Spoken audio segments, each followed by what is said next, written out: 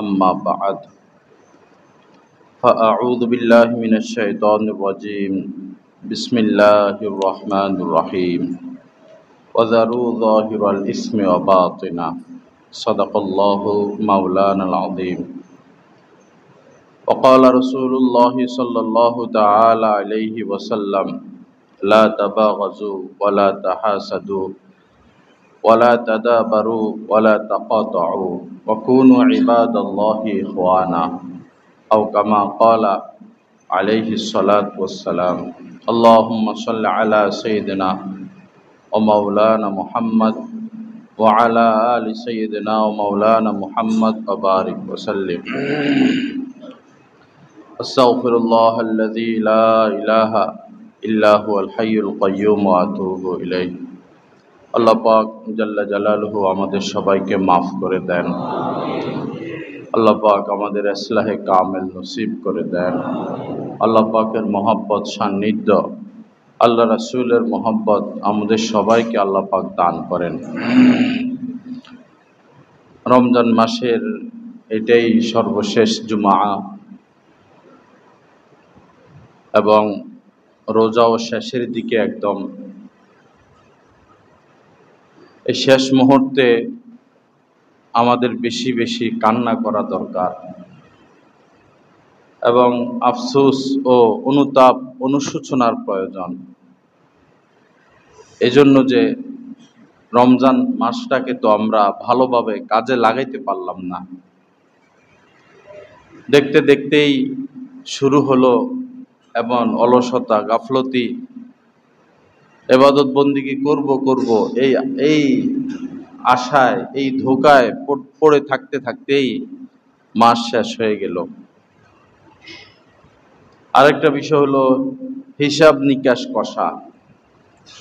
মাসের শেষে, দিনের শেষে, বৎসরের শেষে যে কোনো ব্যবসায়িক প্রতিষ্ঠান হিসাব কষে, আয় কি ব্যয় কি। তো এখন আমাদের হিসাব কষার সময়। এই শেষ মুহূর্তে এসে অর্জন কতটুকু হলো আর বর্জন কতটুকু হলো। আমি আল্লাহ পাকের দিকে অগ্রসর হলাম না আল্লাহর থেকে আরো দূরে সরে গেলাম, এটা হলো বিষয়। আল্লাহর নৈকট্যে আমি অগ্রগণ্য না আল্লাহর নৈকট্য থেকে আমি অনেক দূরে সরে গেলাম। আসল তো হলো বান্দা দিন দিন আল্লাহর দিকে অগ্রসর হবে এবং সেটা অনুভবও করবে আমি কতটা আল্লাহ পাকের নৈকট্য হাসিল করলাম, কতটা আল্লাহ পাকের মোহব্বত হাসিল করলাম, এটা তার অনুভূতিও হবে। কিন্তু আফসোস আমাদের সেই খবর নাই। আমরা আগের মতোই, বরং এই অঞ্চলে রমজান মাস আসলে মানুষ দুনিয়ার প্রতি আরো বেশি ব্যস্ত হয়ে যায়, আরো বেশি উদাসীন হয়ে যায়, আরো বেশি গাফেল হয়ে যায়। আশা থাকে মনে ইবাদত করব, তাহাজ্জুদ পড়ব, জিকির আজকার করব, কিন্তু হয়ে ওঠে না। এমনভাবে জীবনটাকে সাজানো হয়েছে, আমরা আমাদের জীবন চক্রটাকে এমনভাবে সাজাইলাম আর এত এত কাজের সাথে নিজেকে ব্যস্ত রাখলাম যে ইবাদত করার সুযোগ পাই না। যদি এমনই হয় তো এমনও তো হতে পারে যে মৃত্যুর সময় কালেমা পড়ারও আমার সুযোগ হবে না ব্যস্ততার কারণে। আর যারা বেশি ছড়িয়ে পড়ে দুনিয়াটাকে, চতুর্দিকে যারা ছড়িয়ে ছিটিয়ে রাখে, তারা শান্তিতে বিদায়ও নিতে পারে না, শান্তি মতো বিদায়ও নিতে পারে না। এই কালেমা পড়বো, এই তওবা করব, এই মনে হয় এই অসুখে মনে হয় আমি মারা যাব না, মনে হয় আমি আরো বাঁচবো, আচ্ছা বাঁচার পর ভালো হয়ে যাব, বাঁচার পর যা কিছু করব, পরে বস বিদায় তো নিয়েই নেয়। না দুনিয়া পাইলো না আখিরাত পাইলো। যারা বেশি টাকা পয়সা নিয়ে দৌড়াদৌড়ি করে তারা তো খরচের সুযোগ পায় না, শুধু জমাইতে থাকে। এই হতভাগারা না দুনিয়া পায় না আখিরাত পায়, উভয় জাহানেই তারা বঞ্চিত। হায় আফসোস, কবে আর আমরা বুঝবো, আমরা কবে আর বুঝবো।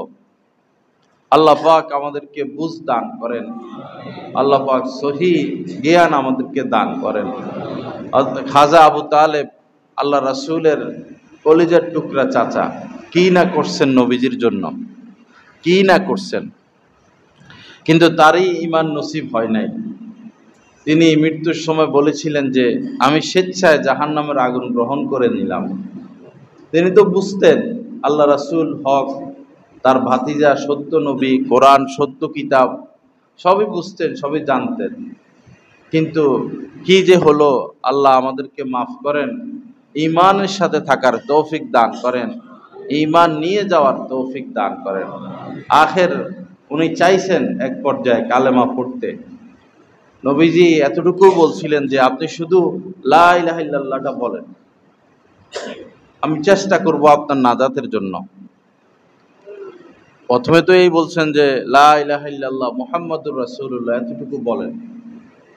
পরে বলছেন আচ্ছা পরের অংশ না বলেন, এতটুকু বলেন, লা ইলাহা ইল্লাল্লাহটা বলেন।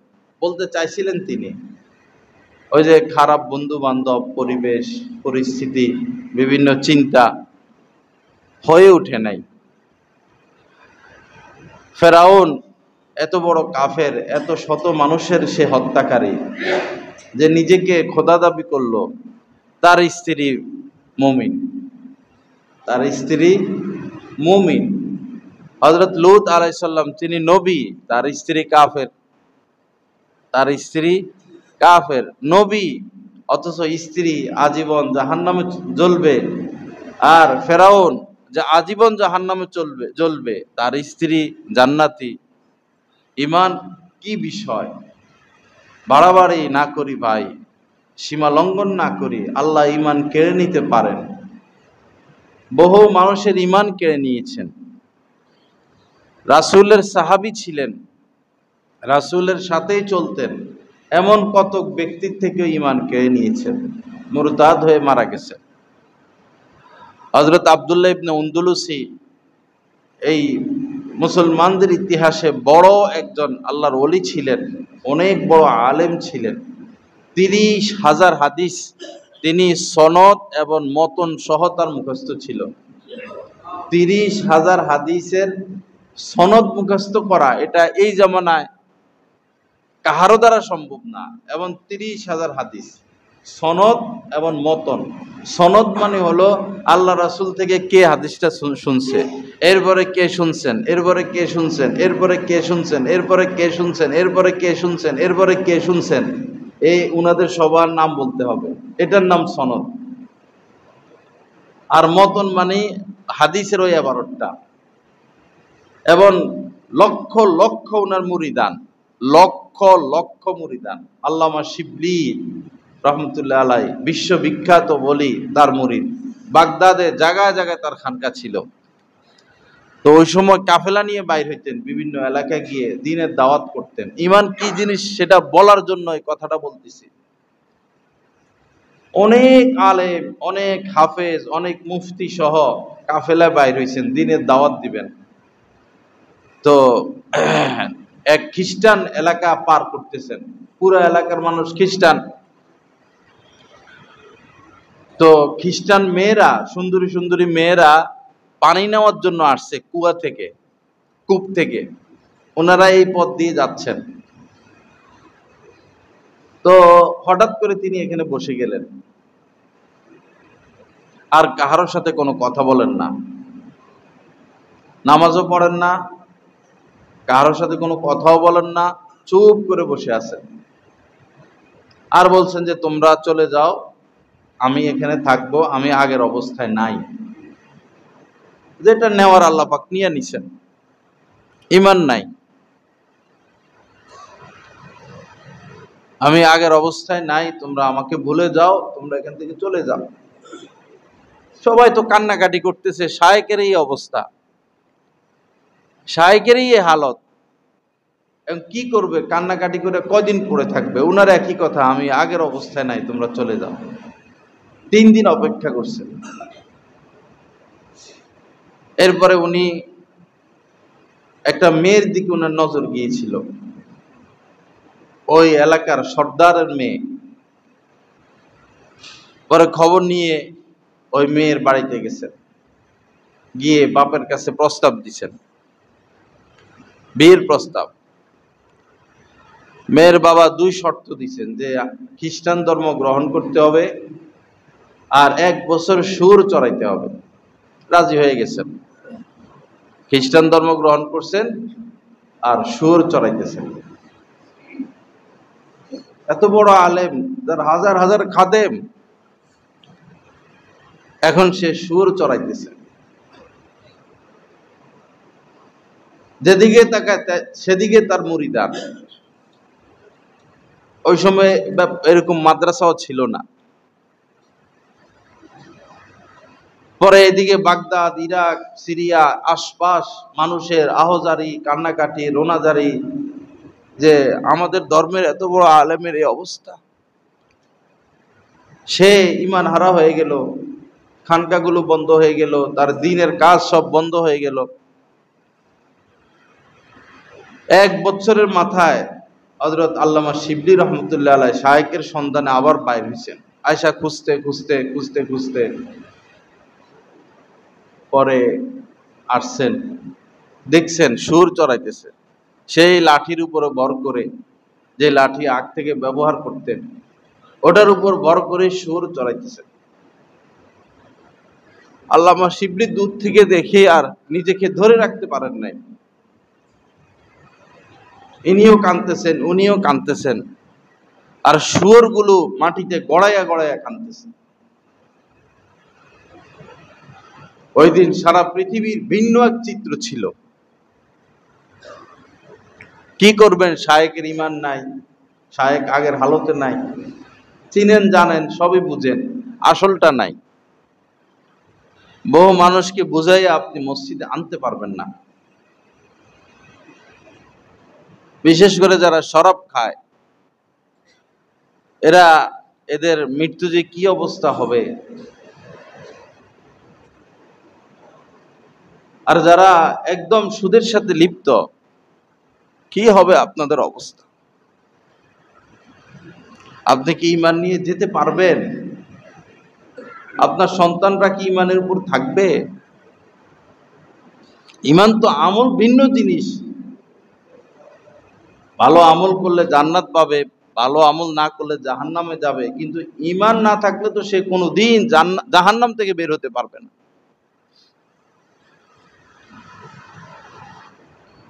আমি হিসাব করে দেখলাম,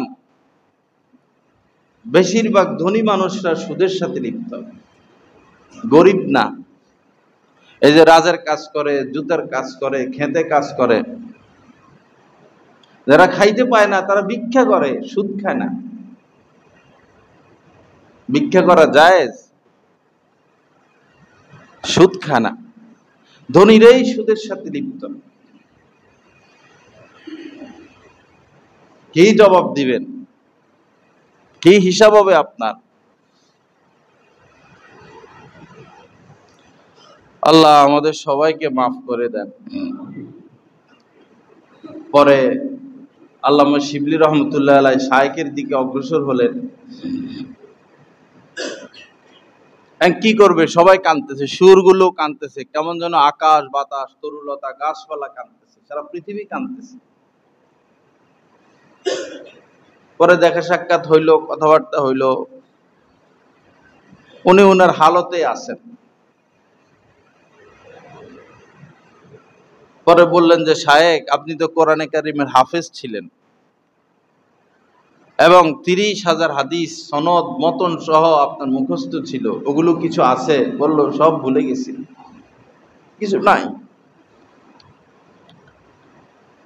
শুধু 2টা মুখস্থ ছিল। ফাকতুলুহু, মানে যে দিন ত্যাগ করে তাকে হত্যা করে ফেলাও।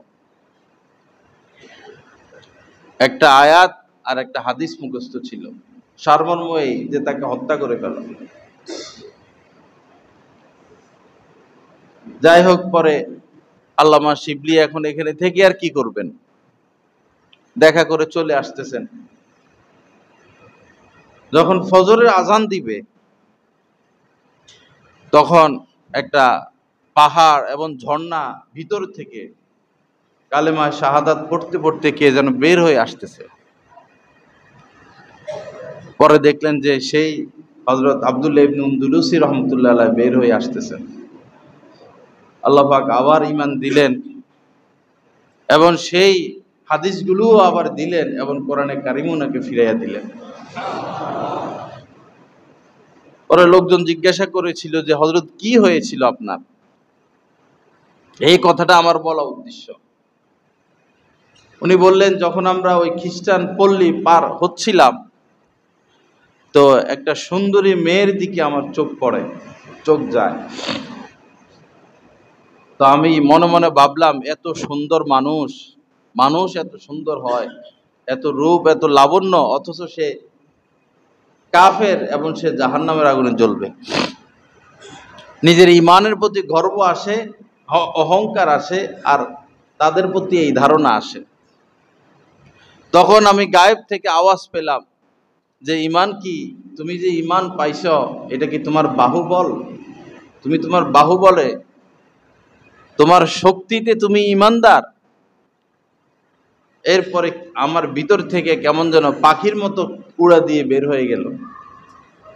আমার ভিতর থেকে কি যেন পাখির মতো উড়া দিয়ে বের হয়ে গেল, ঈমান বের হয়ে গেছে। লা ইলাহা ইল্লাল্লাহ। আল্লাহ পাক আমাদেরকে মাফ করে দেন।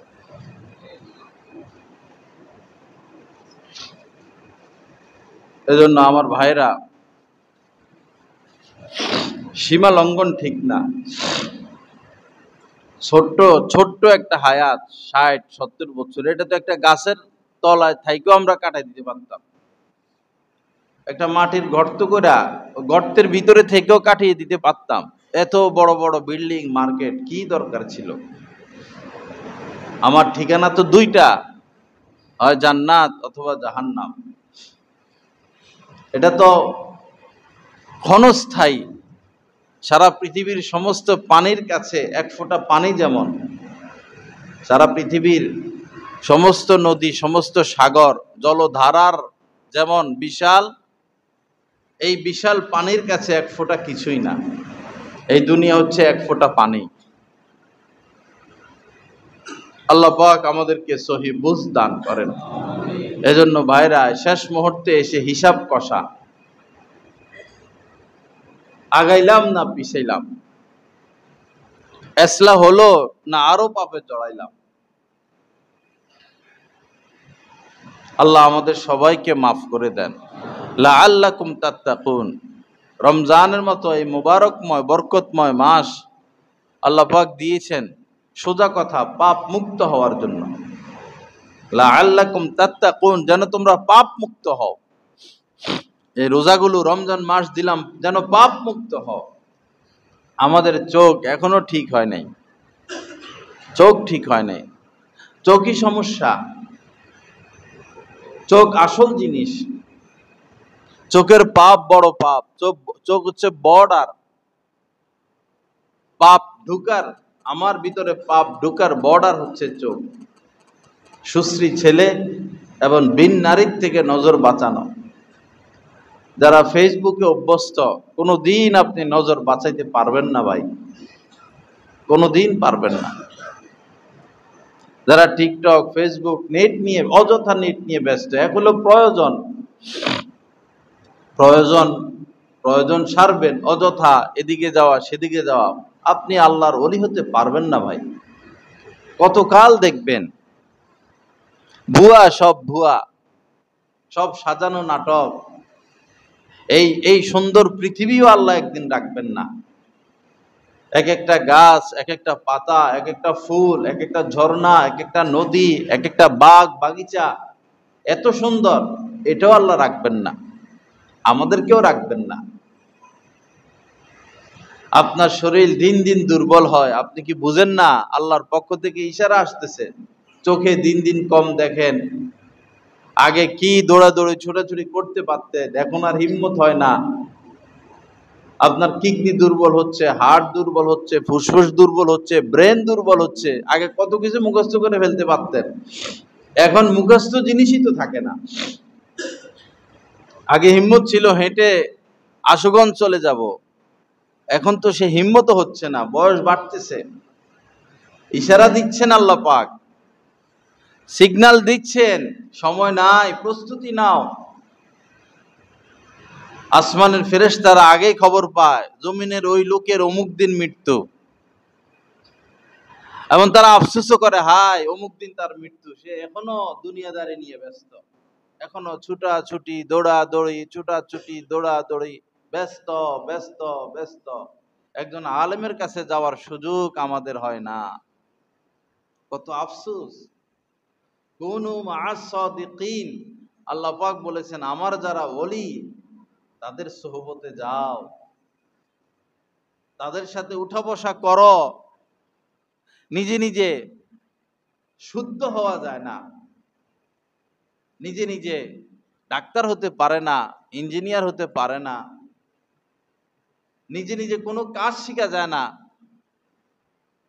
এরকম নিজে নিজে আল্লাহর ওলিও হওয়া যায় না। আল্লাহ আমাদেরকে সহি বুঝ দান করেন, আল্লাহ আমাদেরকে হিম্মত দান করেন। একটা বিষয়ের উপরে যদি আমরা ঐক্যবদ্ধ হতাম যে বস কোনো আল্লাহর ওলির সোহবতে আসা যাওয়া, একটা আমলই আমাকে মাকসাদ পর্যন্ত পৌঁছাইয়া দিত। একটা আমল, কোনো অলির সোহবত ছাড়বো না, যত কিছু হোক, আলেমদের সোহবত ছাড়বো না।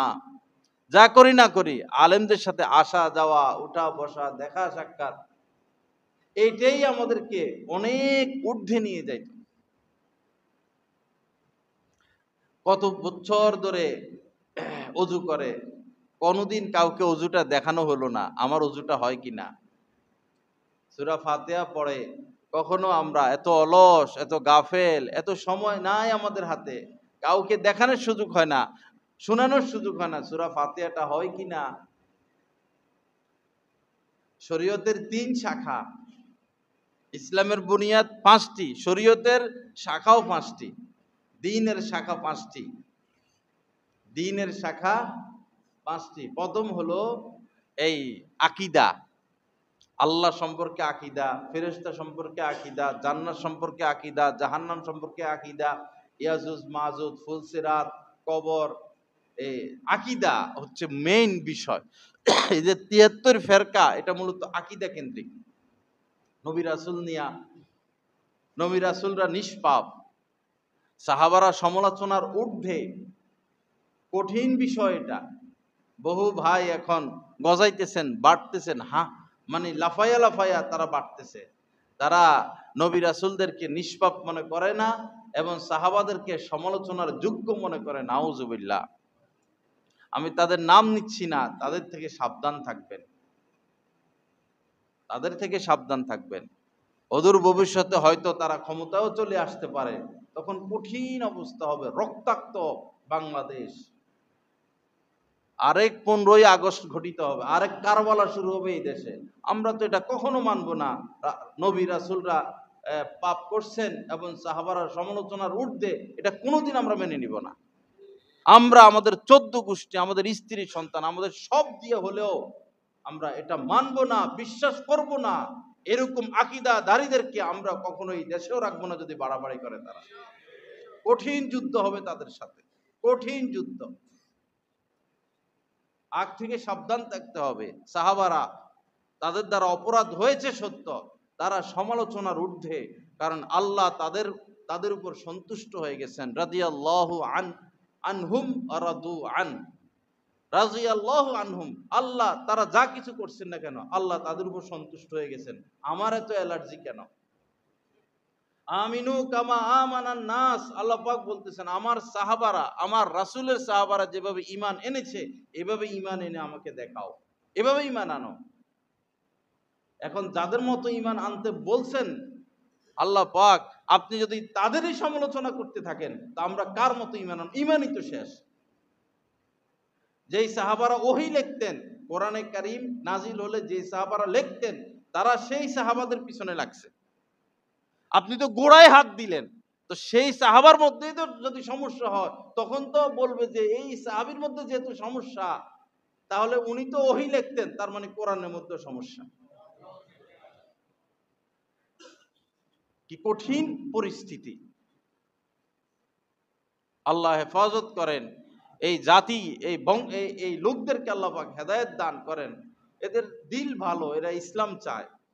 কর্মীরাও ভালো, ইসলাম চায়, দিল ভালো, মন মানসিকতা ভালো, আকীদাটা বাদ দিতে হবে, তাহলে সব ঠিক আছে। আমাদের সাথে কোনো দ্বন্দ্ব নাই। দ্বন্দ্ব এটা, তারা নবীকে নিষ্পাপ, নবীদেরকে নিষ্পাপ মনে করে না, সাহাবাদের সমালোচনা করে, আরো খুঁটিনাটি কিছু বিষয় আছে, না হলে তাদের কাজও ভালো। আল্লাহ হেফাজত করেন, আল্লাহ পাক সহি বুঝ দান করেন। আরেকটা বিষয় হলো, এই গণতান্ত্রিক পদ্ধতিতে এই পৃথিবীর ইতিহাসে, ইসলামের ইতিহাসে কোন রাষ্ট্রে ইসলামী হুকুমত কায়েম হয় নাই গণতান্ত্রিক পদ্ধতিতে। এবং মসজিদে বসে বলি কোনোদিন কায়েম হবেও না। ইসলাম কায়েমের পদ্ধতি সুন্নত তরিকা, রাসূল যেটা শিক্ষা দিয়েছেন। পাশ্চাত্যদের আমদানি করা এই গণতান্ত্রিক পদ্ধতিতে ইসলামী হুকুমত কায়েম হবে না। আপনার নিজের মধ্যেই তো ইসলাম নাই। এক সরকার বিদায় নিল, আরেক সরকার আসছে, কি পরিবর্তন হইল? কি পরিবর্তন হইল? আবার নতুন সরকার আসবে, আমরা কপাল পোড়াই থাকবো, আমরা হতভাগাই থাকবো। হ্যাঁ, ভালো লোক যদি শাসক হয়, যারা চুরি করবে না, দুর্নীতি করবে না, যাদের ভিতরে দেশপ্রেম আছে, যারা ন্যায় পরায়ণ, তারা যদি এমপি হয়, মন্ত্রী হয়, সচিব হয়, পুলিশ হয়, ওসি হয়, ডিসি হয়, দুর্নীতি বন্ধ হবে, মানুষ শান্তি পাবে, সুখ পাবে। কিন্তু ইসলামী আইন বাস্তবায়ন যেটা, সেটা এই পদ্ধতিতে সম্ভব না। লা ইলাহা ইল্লাল্লাহ। আল্লাহ পাক আমাদেরকে মাফ করে দেন, আল্লাহ পাক সহি বুঝ দান করেন। যাই হোক ভাইরা, বলতেছিলাম শেষ মুহূর্তে এসে হিসাব করা, কি হলো, কতটুকু অগ্রসর হলাম। যে রমজান এক সপ্তাহ তো না, একদিন, এক সপ্তাহ, 15 দিন না, একটা মাস সুলসিলাতি শায়াতিন, শয়তানকে বেঁধে ফেলা হলো। ফতিহাত আবওয়াবুর রহমা, আল্লাহর রহমত, সমস্ত রহমত খুলে দেওয়া হলো। এত আয়োজন কেন? পাপ মুক্ত হওয়ার জন্য। এখনো তো গীবত ছাড়লাম না, এখনো গীবত ছাড়লাম না।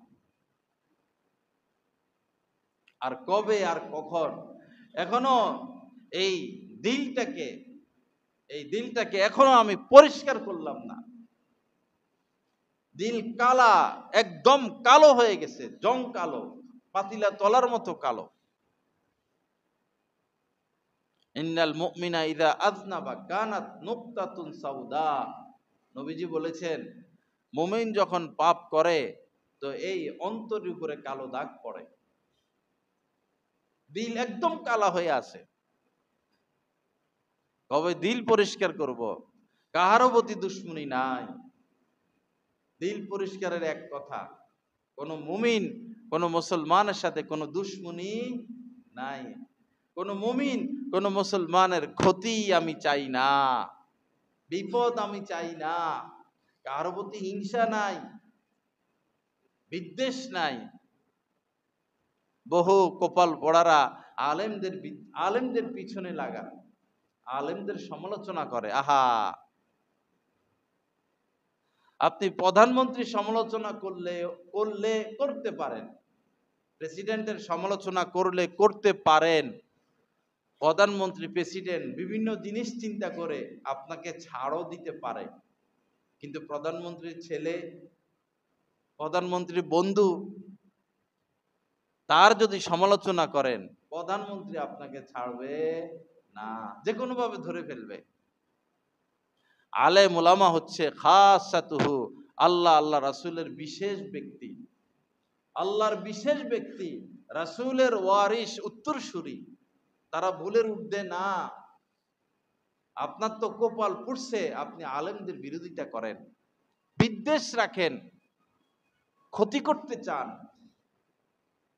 দেখবেন সমাজের মধ্যে যারাই আলেমদের বিরুদ্ধে লেগে থাকে, তাদের সন্তান হাফেজও হয় না, আলেমও হয় না। তাদের বংশের মধ্যে হাফেজ আলেম আসে না। টাকার গরমে শুধু আলেমদের উপরে ক্ষমতা খাটাইতে পারবে, এতটুকুই বলবে, হুজুর চলে যান, আপনি, আপনাকে বিদায় দিলাম, এতটুকুই ক্ষমতা। এরা অন্ধ, বিবেকহীন। আলেমদের বিদ্বেষ করবেন না আল্লাহর হস্তে। ভুল হতে পারে, সংশোধনেরও রাস্তা আছে। বিরোধিতা কেন করবেন? সমালোচনা কেন করবেন? যেখানে কোনো আলেমের সমালোচনা, সেখানে বসবেন না। আপনার নেক আমল শেষ হয়ে যাবে। কোনো আলেমকে নিয়ে সমালোচনা, উঠে যাবেন, মুখ বন্ধ করে দিবেন, আপনার দায়িত্ব। কারণ সেও তো ক্ষতির সম্মুখীন। অ্যালার্জির কারণে, নফসের অ্যালার্জির কারণে, কলবের অ্যালার্জির কারণে আলেম ওলামাদের পিছনে লেগে থাকে। কিয়ামতের ময়দানে 3 শ্রেণীর মানুষ, 3 ব্যক্তিরা সুপারিশ করতে পারবে। প্রথমে হচ্ছে নবীগণ। নবীগণ সুপারিশ করবেন, আলেমগণ সুপারিশ করবেন। সামান্য সামান্য বিষয় সেদিন বাহানায় বাহানায় বাহানায় আল্লাহ পাক মাফ করে দিবেন। যিনি আলেম, তার সুপারিশ অবশ্যই আল্লাহ পাক গ্রহণ করবেন। সুপারিশ ছাড়া নাজাতের কোনো রাস্তা নাই। আলেমদের সাথে সুসম্পর্ক রাখি, মহব্বতের সম্পর্ক রাখি, বিদ্বেষ না রাখি, রাস্তাঘাটে দোকানে দোকানে তাদের বিরুদ্ধাচরণ না করি, আপনার ক্ষতি হবে। আপনার অন্তর নূরহীন হয়ে যাবে, চেহারা নূরহীন হয়ে যাবে, আপনার ঘরে সংসারে বেবরকতি চলে আসবে। আল্লাহ সহি বুঝদান করেন।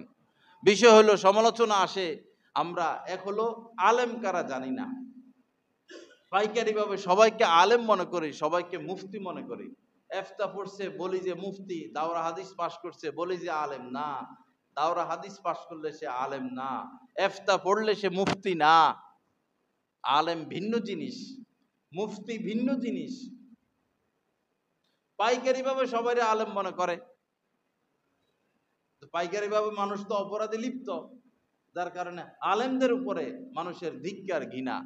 আলেমদের প্রতি, আলেমদের সাথে যদি আওয়ামের দূরত্ব হয়, আওয়াম দিন পাবে কোথায় থেকে?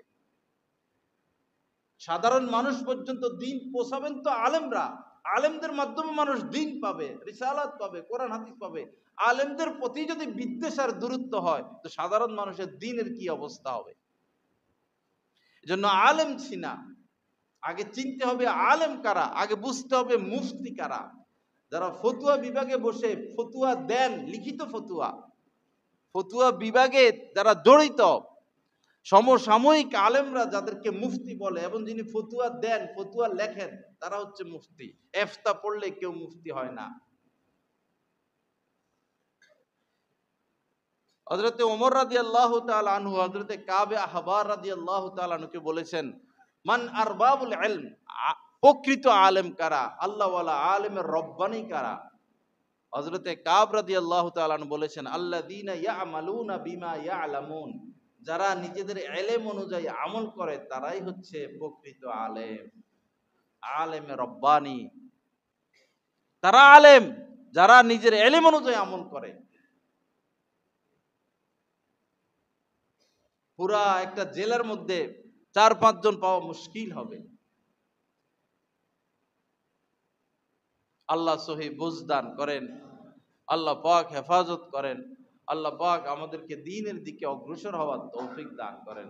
যাই হোক ভাইরা, শেষ মুহূর্ত আজকে, খালেস দিলে তওবা করি, একদম খালেস দিলে তওবা করি, কাকুতি মিনতি করি, মাপ চাই। একটা রাত শুধু মাপ চাইতে থাকি, সিজদায় পড়ে কাঁদতে থাকি, কান্না আসুক বা না আসুক, কান্নার বান করি, হাউমাউ করি, অনুতপ্ত হই, এবং আল্লাহর সাথে বলেন যে আল্লাহ, আমি তো সুদের সাথে লিপ্ত, আমারে এই অল্প কিছুদিন সুযোগ দেন, এই 2025-এর মধ্যে আমি সুদমুক্ত হয়ে যাব। ভাই, একটা সিদ্ধান্ত নিয়ে নেন আল্লাহর উপর ভরসা করে। জমি আছে, জমি বিক্রি করে দেন, বিক্রি করে আপনি সুদমুক্ত হয়ে যান। দোকান আছে, দোকান বিক্রি করে দেন। প্রয়োজনে ঋণ নেন, বন্ধু বান্ধবের পা ধরেন, যে আমি তো বিপদে আছি, আমার তো দুনিয়াও শেষ, আখেরাতও শেষ, আমারে 10 লাখ টাকা ঋণ দাও, 5 লাখ টাকা ঋণ দাও, আমারে মুক্ত করো, আমাকে পাপ মুক্ত করো। আপনি হাত পা ধরেন না বন্ধু বান্ধবের, এই পাপ থেকে বের হয়ে যান আল্লাহর হস্তে। দুনিয়াও শেষ, আখেরাতও শেষ। মনের আশা পুরা হওয়ার স্থান পৃথিবী নয়। সিসি শুধু বাড়তেই থাকবে, সিসি শুধু বাড়তেই থাকবে। কে পুরা করবে? কখন আপনার বিদায় হয়? আপনি পারেন নাই আপনার সিসি মুক্ত হইতে, আপনার সন্তানরা আপনাকে মুক্ত করবে। এমন ফাঁসির রশি, এমন গলার মধ্যে এমন ফাঁসির রশি যে না জীবন পাচ্ছেন না মরে যাচ্ছেন। সিসি হচ্ছে এরকম ফাঁসি। লা ইলাহা ইল্লাল্লাহ। আল্লাহ পাক সহি বুঝ দান করেন। আল্লাহ আমাদেরকে পাপ মুক্ত হওয়ার তৌফিক দান করেন।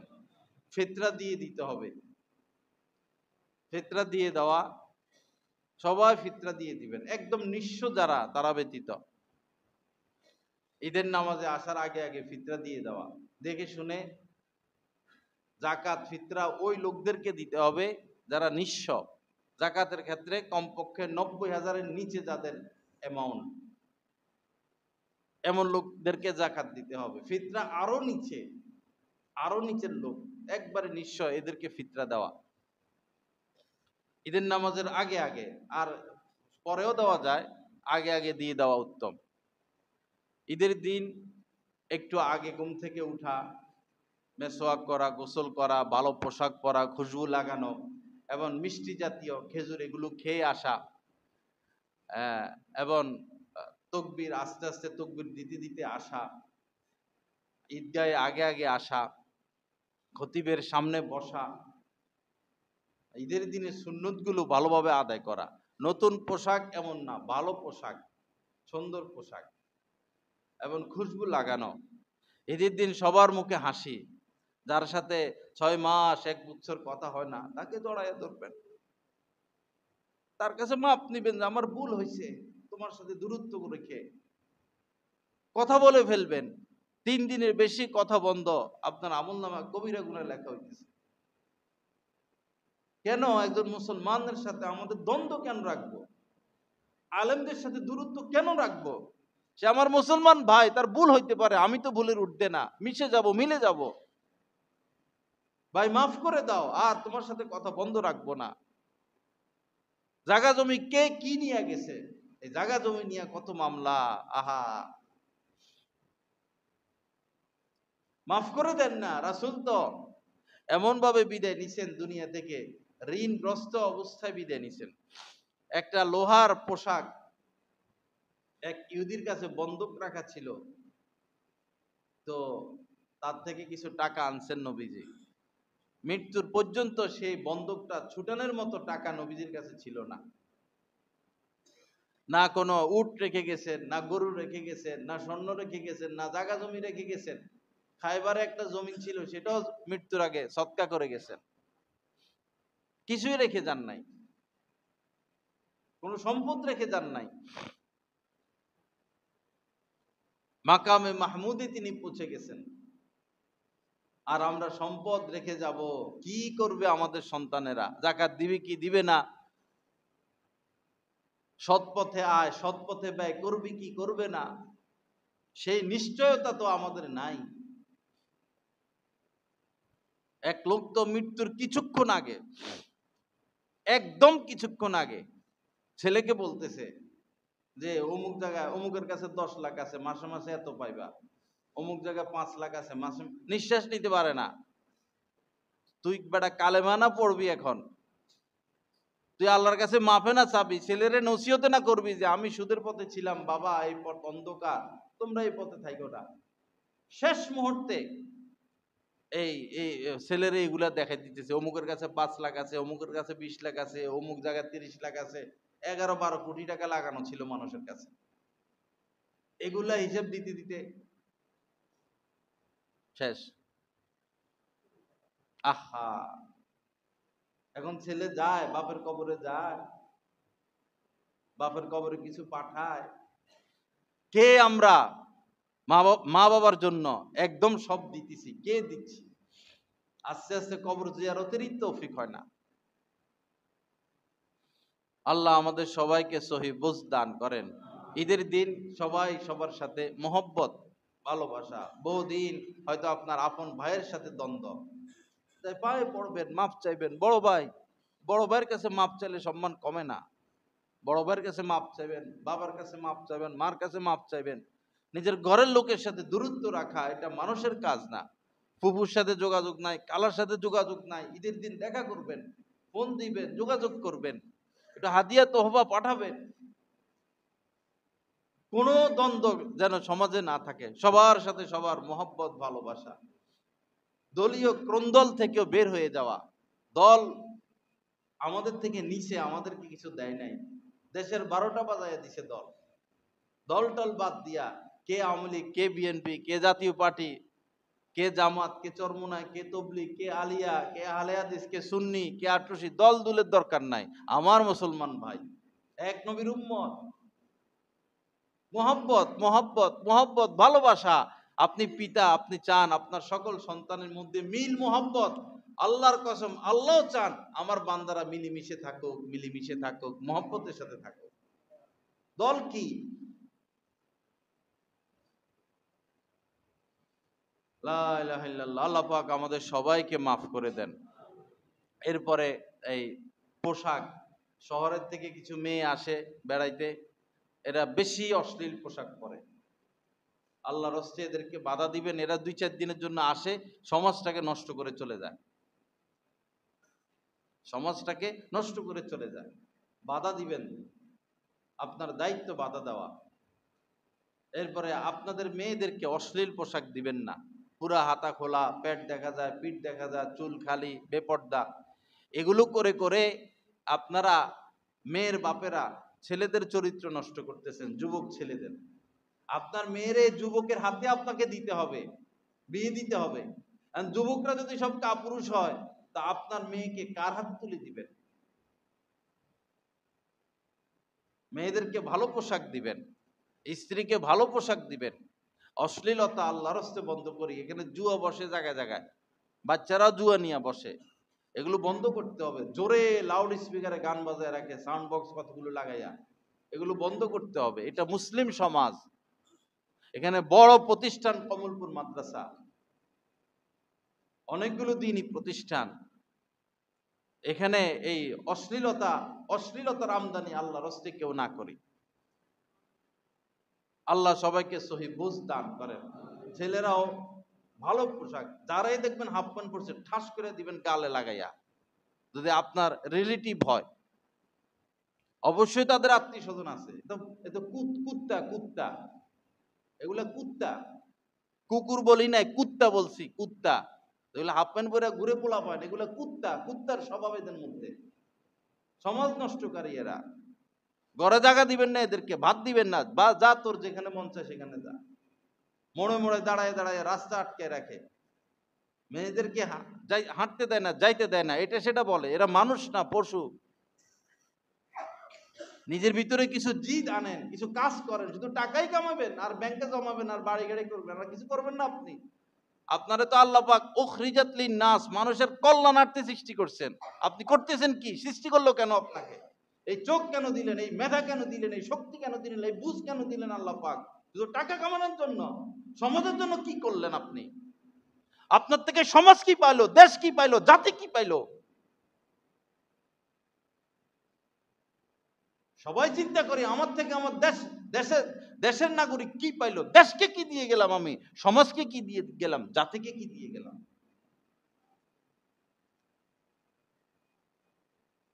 লা ইলাহা ইল্লাল্লাহ। আল্লাহ পাক সহি বুঝ দান করেন, অশ্লীলতা থেকে আমাদেরকে বাঁচার তৌফিক দান করেন। বেড়াইতে যাবেন ভালো কথা, বেড়াইতে যাবেন ভালো কথা। আপনার মেয়ে আপনার স্ত্রীর সাথে থাকবে। এখন 5 বছরের মেয়ে নিরাপদ না,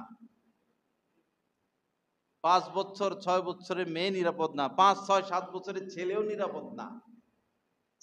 আপনার ছেলে তার খালতো ভাইয়ের সাথে ঘুমাবে, চাচতো ভাইয়ের সাথে ঘুরবে। ওই চাচতো ভাইদের তো চরিত্র খারাপ, মোবাইলে এগুলো দেখে। একটা বাচ্চা মেয়েও নিরাপদ না, একটা বাচ্চা ছেলেও নিরাপদ না। বেড়াইতে যাবেন পাইকারি ঘুম, চাচতো ভাই, খালতো ভাই, মামতো বোন, চাচতো বোন, পাইকারি ঘুম না। মেয়ে মায়ের সাথে থাকবে, বাবার সাথেও না। বাবাদেরও পরিস্থিতি খারাপ না, শুধু হেটা দেখে মোবাইলে। বুড়া শয়তানেরাও হেটা দেখে, হাউস করে আছে, দাড়ি পেকে গেছে, শয়তানেরাও ফেসবুক নিয়ে ব্যস্ত, মোবাইল টিপে নিয়ে ব্যস্ত। কি ব্যস্ততা দেখায়। তুই বেটা হজে গেলি কি জন্য? কোন ছেলে নিরাপদ না, বাচ্চা ছেলেও নিরাপদ না, মেয়েও নিরাপদ না, চাচাও নিরাপদ না। যে জামানা আসছে আপন ভাই নিরাপদ না। আপনারা স্বামী স্ত্রী চাকরি করতে চলে যান আর ভাই বোন দুটোটা বড় বড় বাসায় থাকে, আল্লাহর কসম নিরাপদ না। যারা স্ত্রী রেখে বিদেশ চলে যান, সরাসরি কথা, আপনার স্ত্রীর নিরাপদ না।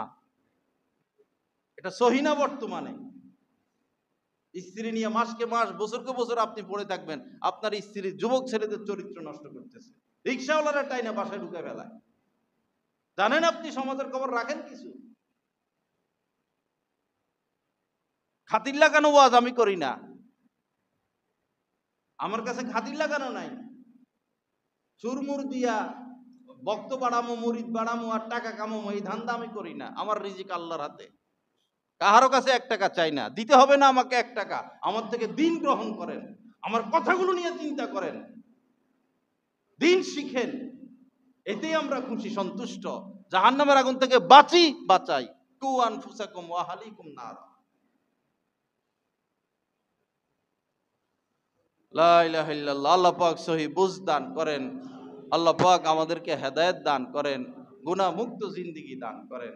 আসুন বাবা, শেষ সময় এসে ভালো মানুষ হয়ে যাই, ভালো মানুষ হই, ভালো মানুষের সাথে থাকি। ভালো মানুষ হওয়ার রাস্তা ভালো মানুষের সাথী। একজন আলেমের সাথে উঠা বসা করলে কি সমস্যা আমাদের? যারা আলেম, বুখারী পড়ায়, মুসলিম পড়ায়, বড় বড় আলেম, তারাও যদি তাদের বড়দের সোহবতে না যায়, বড় আলেম আল্লাহ ওয়ালাদের সোহবতে না যায়, এরাও পাপে লিপ্ত হয়ে যায়, এরাও ধ্বংস হয়ে যায়, হকের উপর থাকতে পারে না। আলেমরা খোদ হকের উপর থাকতে পারে না যদি তারা তাদের বড়দের সোহবতে না যায়। তো সাধারণ মানুষ যদি আলেমদের থেকে দূরে সরে যায়, সাধারণ মানুষের দ্বীন ঈমানের কি হালত হবে, কি উপায় হবে? আল্লাহ পাক সহি বুঝ দান করেন, কামেল ঈমান নসিব করেন। ওয়া আখিরু দাওয়ানা আলহামদুলিল্লাহি রাব্বিল আলামিন ওয়া সাল্লাল্লাহু আলা নবিয়্যিল কারীম।